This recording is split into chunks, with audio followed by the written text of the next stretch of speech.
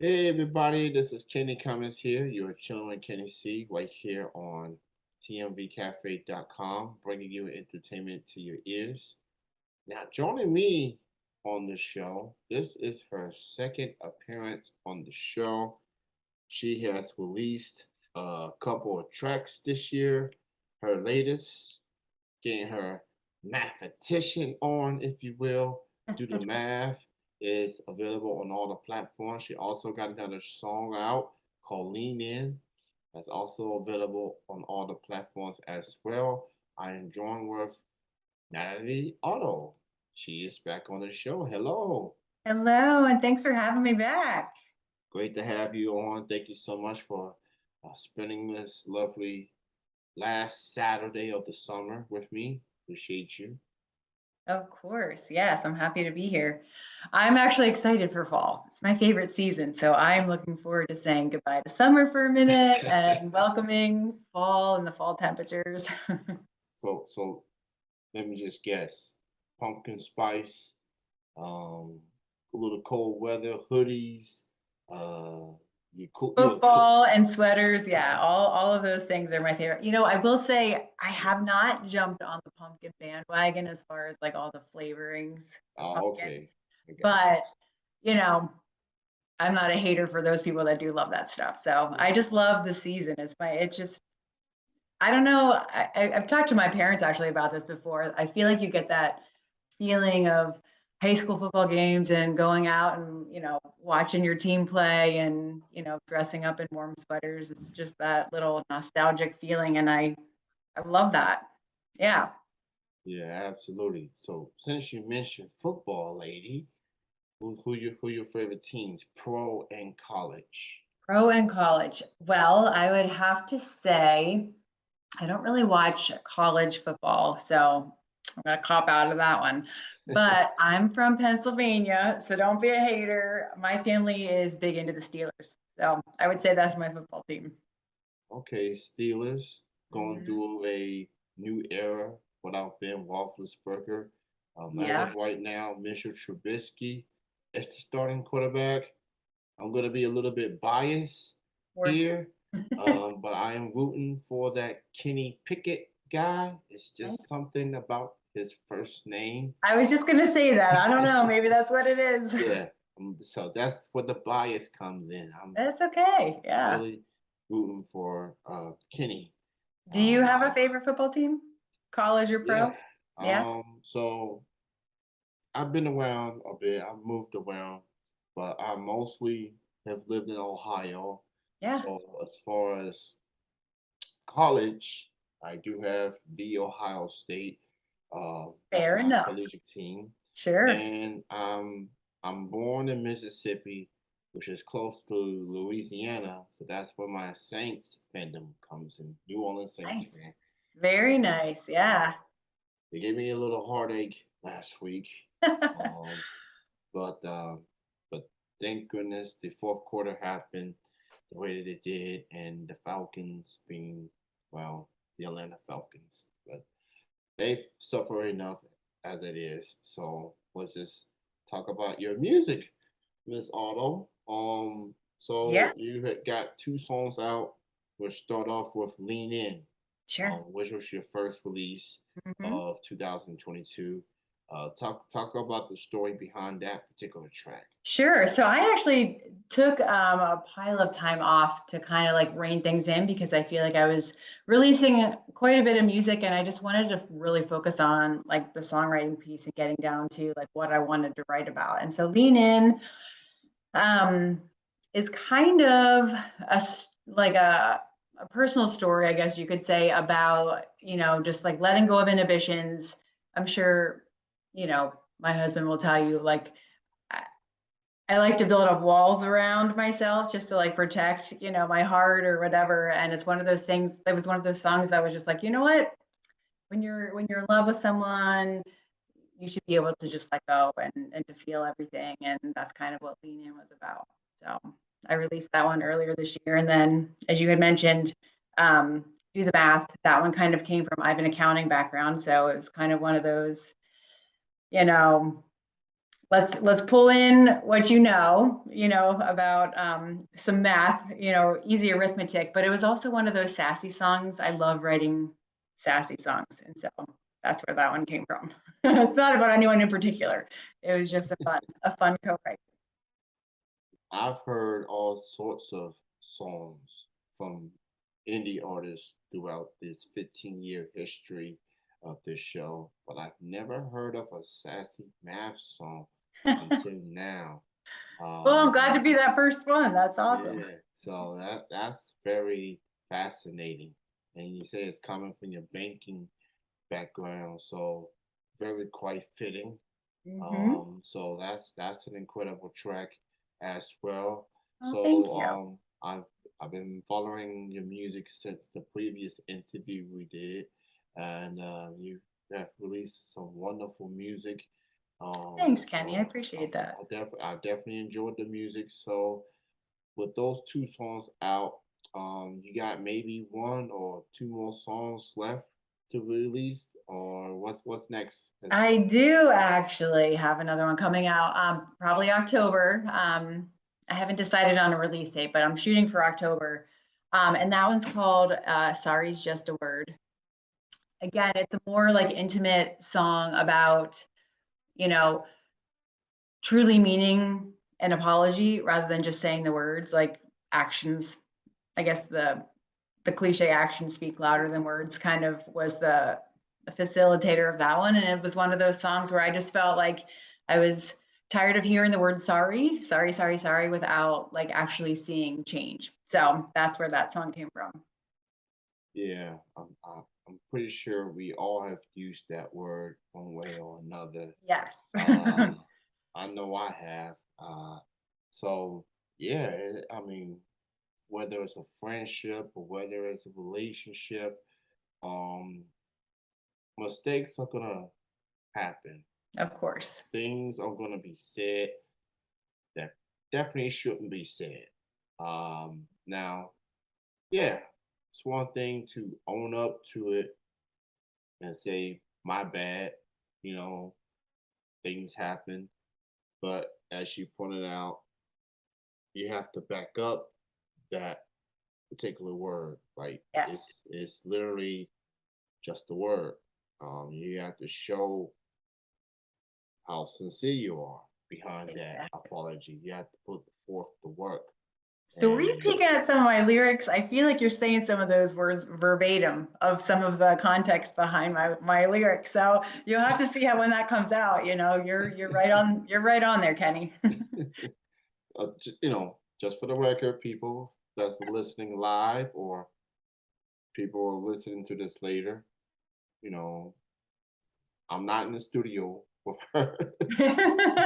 I'm not, you know, that's yeah, that's interesting. You're picking up So on my vibe though. That's amazing. yeah, That's what I love. Yeah. I like to have these conversations.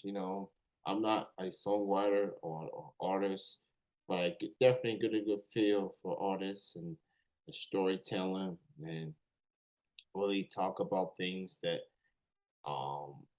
based on their experience or someone else experience, and that can be very relatable to others that is listening. So um, Absolutely. I love getting into those conversations. It's very intriguing, and it definitely makes me appreciate music a lot more. Just hearing the stories behind these songs that are written. So Natalie here has a new song on the way in October. You now just heard it here on this particular show, and I'm very excited. So you was talking about taking some time off, working on the songwriting side of things. How would you describe a songwriting session with Natalie? Do you prefer just being in your own, like candle lights, you know, getting the mood, or you prefer working with others? Like, how would you describe your songwriting session? I would say that co-writing is probably my favorite way to write. I just love the collaboration piece of it and, you know, I feel like I usually am the idea person. Where I'll come in with the idea, and I might have a direction for it, but then my co-writer will think of something that's, a different avenue that I never would have even considered. And to me, that's where a lot of the magic happens, is just kind of spinning those titles that you come up with, or those hooks that you come up with, and putting it in a different way that hasn't been said 100,000 times before, because people want to hear fresh. So that, I would say, it right now is my favorite way to write, is with a co-writer. And um, I know Zoom's made that really easy to do, but I actually prefer in-person co-writes a lot better than writing behind a computer screen. But I do both. Probably it's probably 50-50, because I do write with some people back in Maryland still, where we came from before moving to Tennessee. And then I write with a lot of people from NSAI, which is a songwriting organization here in Nashville that I absolutely love. So it's been fun. Okay, so coming from Pennsylvania, making your way to Tennessee to fulfill this music dream, Hmm. and you are living the dream. You doing shows, you releasing music, and you're doing this as an independent artist. No middleman, literally. Just this is all you. This is coming from you, and that's exactly how I would want if I was just a musician myself, just putting out music. Because at the end of the day, these words, these feelings, these thoughts is coming from you. It ain't coming from a record label, Right. A&R.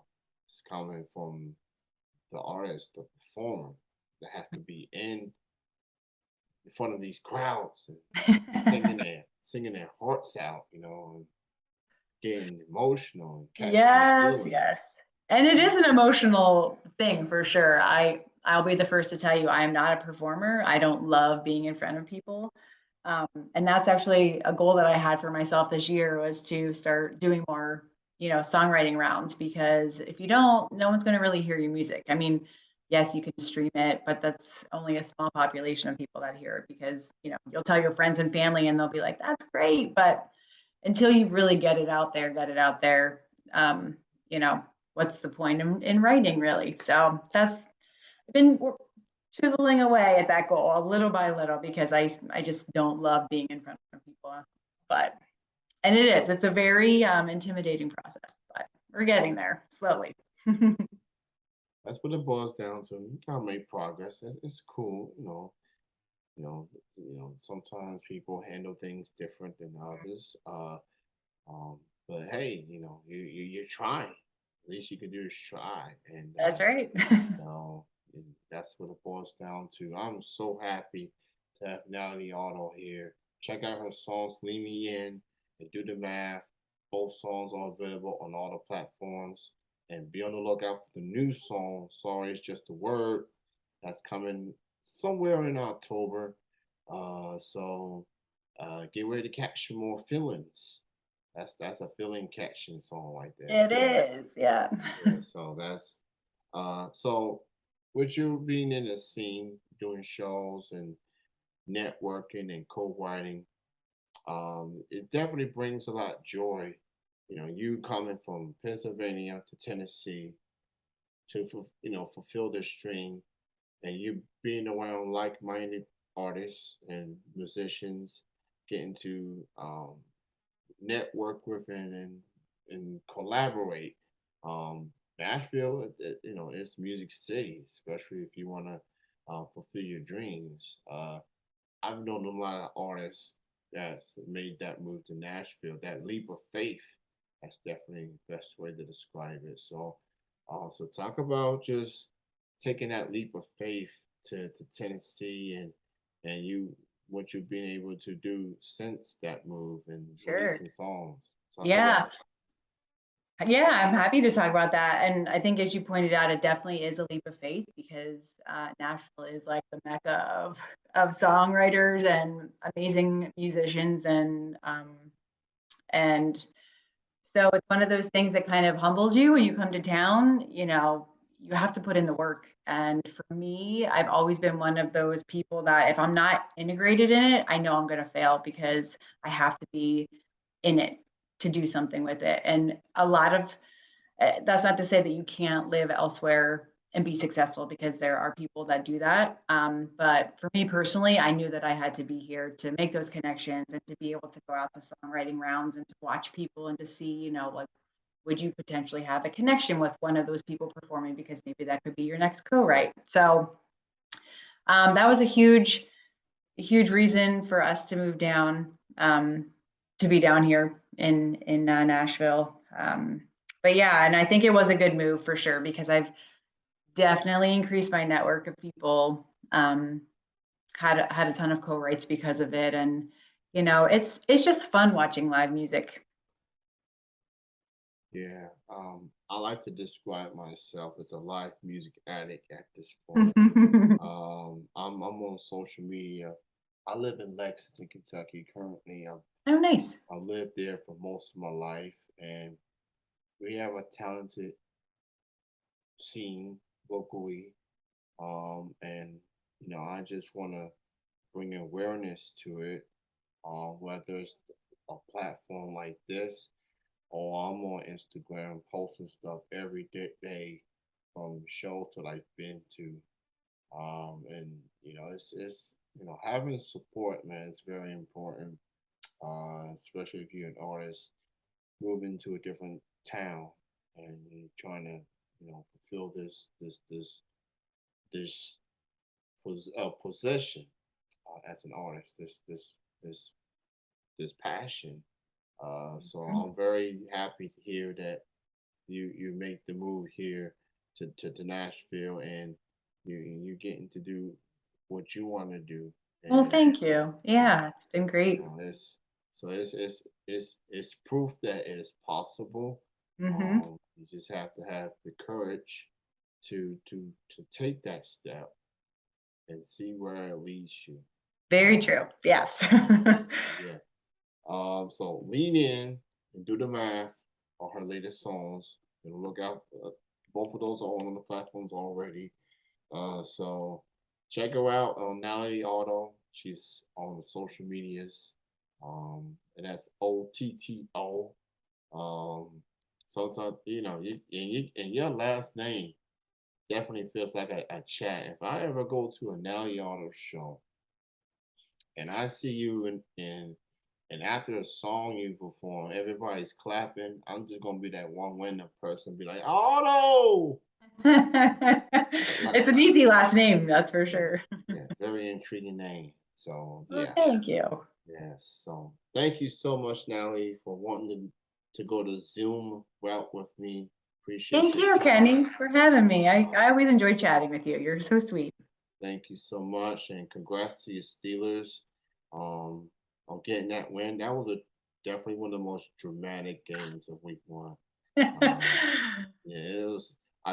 We both was feeling dramatic in Week 1, Right. Yes. yelling, Yes. yelling at the TV screen, saying, "Man, we should be winning this game," and you know that was yeah. And I like Mike Tomlin. He's one of my favorite coaches. Yes. But He is great. he's the comedy thing. He's showing some comedy side to him. He he gave away some gifts to the players prior to that game, and Najee Harris, starting running back, was on IG and revealed that gift, just some regular black Air Force Ones, not necessarily the expensive gift per se.